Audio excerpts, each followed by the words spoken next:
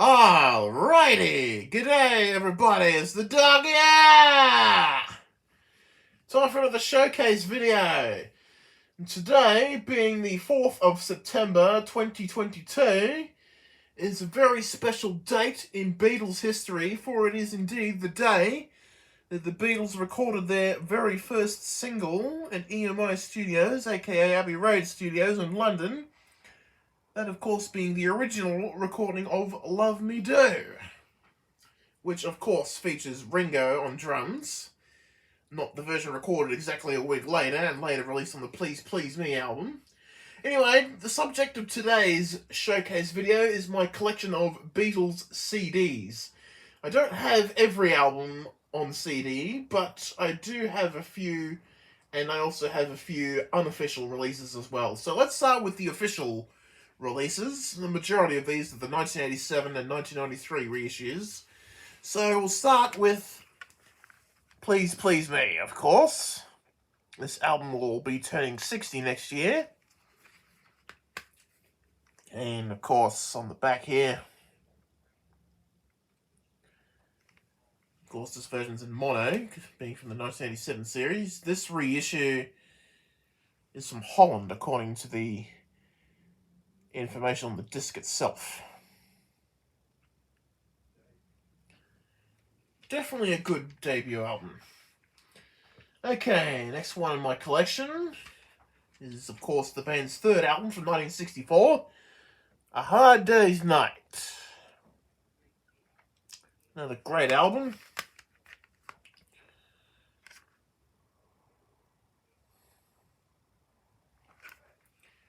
And let's look at the disc itself. This one is an Australian copy, as seen by the Digital Audio Technologies Australia logo there. Bottom right or so, just before the track listing underneath.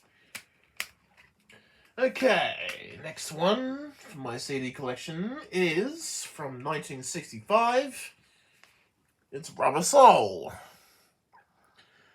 Definitely one of my favourite albums, this one. This is, of course, the 1987 remix. And, of course, there's the dreaded ADD typo, which should say AAD, as in analog recording, analog mixing, and digital mastering.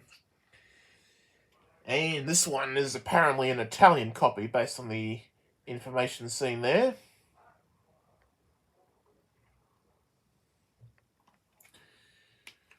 Kind of sucks, actually, that you can only get the original stereo mix on the Mono Masters box set, but even then, it's now hard to find. Either way, next one is, of course, the one and only Sgt. Pepper's Lonely Hearts Club Band.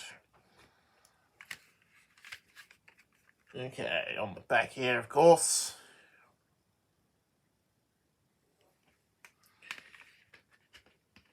And open it. This one's apparently from England, based on the red text printed here. Again, you'll get a glimpse of what I look like, but you'll probably get to see that next month, because I have a planned video for my birthday next month. Either way, up next is, of course, the Capitol album from 1967-68, Magical Mystery Tour, which, of course, was added to the official catalogue in 1987.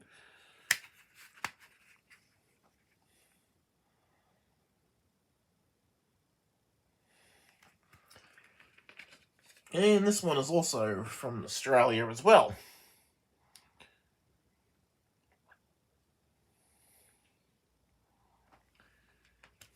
Alright, also we have The Beatles, aka the White Album. No number, so this one must be from the 90s or early 2000s, this reissue. Not 100% certain. I don't know how many of the CD releases from the early releases were actually numbered. Anyway, this is another Australian release. Here's the first disc. And the second disc. Probably one of my favourite albums of all time now, since I heard it in its entirety for the first time only last year. You might want to keep falling over, dear, of course. Okay, last of the main back catalogue in my collection when it comes to CDs is, of course, from 1970. It is Let It Be. Definitely grown to appreciate this particular album. Definitely deserves more appreciation than what it did back then, but unfortunately, nothing we can do about it. Based on the information printed on the disc, this looks like it may have been an American copy, because it mentions made in USA, Capitol Records as well, even though it has Parlophone at the top there. Right, that's out of the main catalogue. Also in my collection is, of course, 1962 to 66, of course.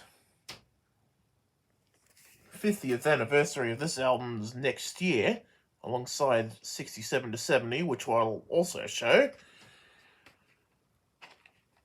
Come on, open. There we go. Don't fall off. Alright, so there's the first disc, of course. Would be nice if we got a complete reimagining of this album with rare mixes and stuff. It also would be nice if we got a mono version where all the tracks on this, as well as the majority of 67 to 70, were in mono. But everything from the Ballad of John and Yoko to the Long and Winding Road would all be in stereo because it was never mono mixed. So anyway, 1967 to 1970 here.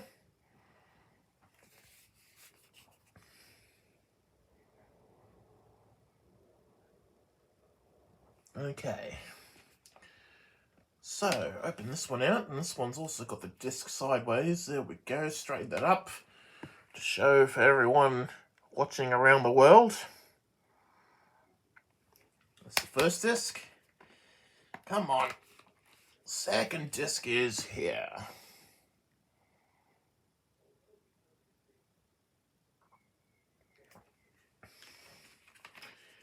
Okay, the next one is a bit of a rarity.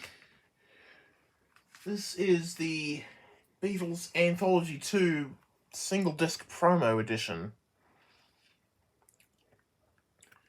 Very surprised to come across this one day, and I thought I might as well get it. Unfortunately, I don't have the actual full anthology album. I don't have any of those three, actually. Either way, this is quite a rare compilation, or promo compilation, which is here. There we are, there's the disc.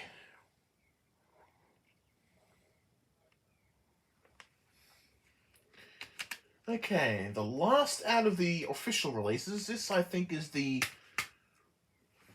this is the 2015 reissue of the Beatles 1.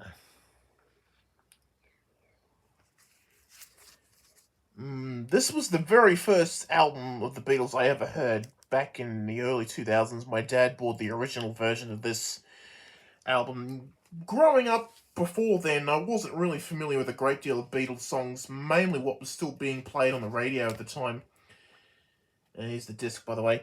Mainly songs like Hey Jude, Revolution, and Get Back were still being played on the radio, and occasionally you still got Lucy in the Sky with Diamonds and A Day in the Life occasionally. So it was this album here that I discovered the earlier songs, and pretty soon some of my favourites off the album became the likes of She Loves You, Day Tripper, and of course the legendary Something, written by George Harrison. Either way, that is all the official ones that I have.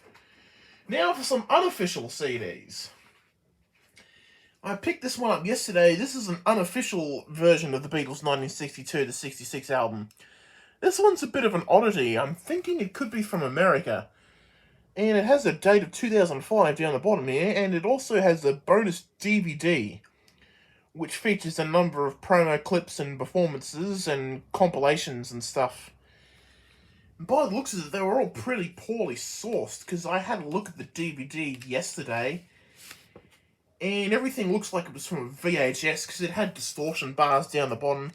Anyway, the discs themselves are in these rather small looking sleeves here.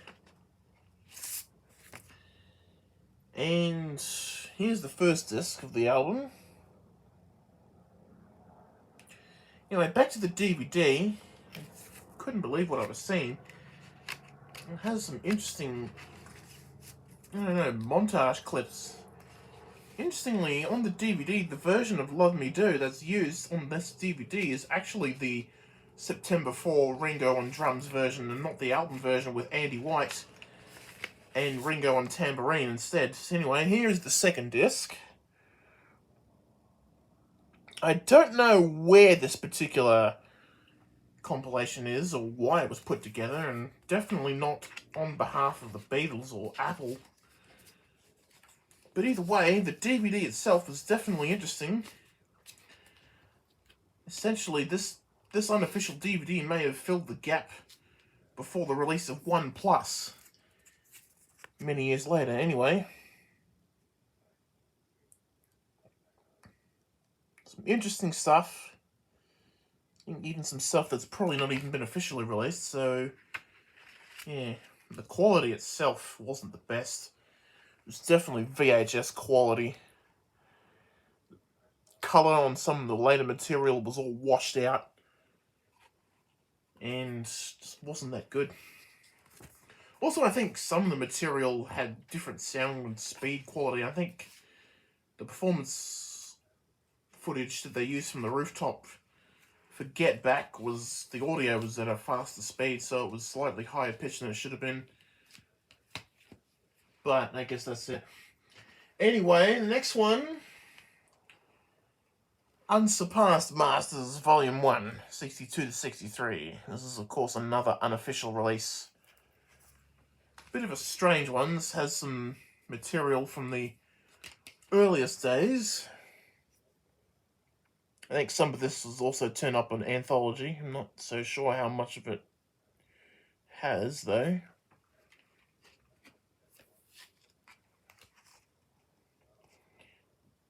Don't come across these very often, but when I do, I'll try and grab them anyway. Okay, next one. This is a bit of an oddity, this one. The Beatles live in Japan. This is essentially the two shows, the June 30 and the afternoon show from July 1, 1966. CD and DVD set. I initially got this because I was quite impressed with the material that was on it, actually.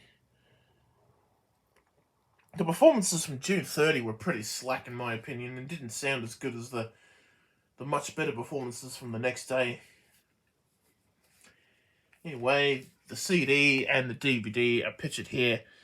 I would actually like to see this particular album, or these particular two concerts, especially the DVD footage, I'd like to see them remastered, given an official release on behalf of Apple and stuff. And I'd like to see some full involvement from Paul and Ringo, and Yoko and Olivia as well, but I don't think that'll be happening. Anyway, in amongst the last two that I have, we have, I think this is from the mid-90s, another unofficial release titled Another Sessions Plus. Bit of another unusual compilation. Again, I think a good chunk of this is available on Anthology, but some of the stuff on here is pretty good. The two mixes of What's the New Mary Jane, this first one, I don't know, it has a sort of creepy vibe to it. Whereas the second one that closes the disc out, I think, is actually a bit more light-hearted sounding, and I think that could have worked well if they'd have chosen to put it on the White Album, but I guess it wasn't to be. And this is a rather plain-looking disc, to be honest. It's a shame the actual Sessions album got cancelled, but that's the way it had to be, unfortunately. Anyway, the last of the unofficial releases.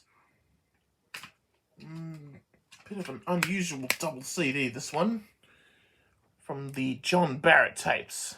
Given the name Turn Me On Dead Man Plus. Like, come on. When I listened to the intro of Revolution 9 backwards, it does not sound like Turn Me On Dead Man to me. It's just number 9 in normal direction. Definitely some interesting mixes and unreleased material here. Again, I think some of it has made it to official release, but I'm not so sure if all of it has, because I'm not a massive Beatles fan like some people are. Anyway, the discs themselves are fairly generic looking, pretendy Odeon logo. It's not the real Odeon label, that is.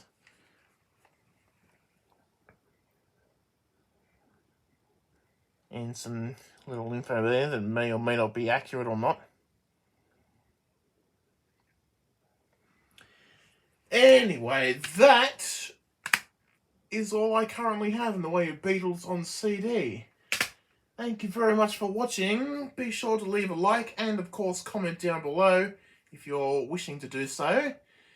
And subscribe to the Be a Good Dog YouTube channel if you are new here. But there's no need to if you don't want to do so. But until next time, this is the Doga saying have a wonderful day. And we shall see you again.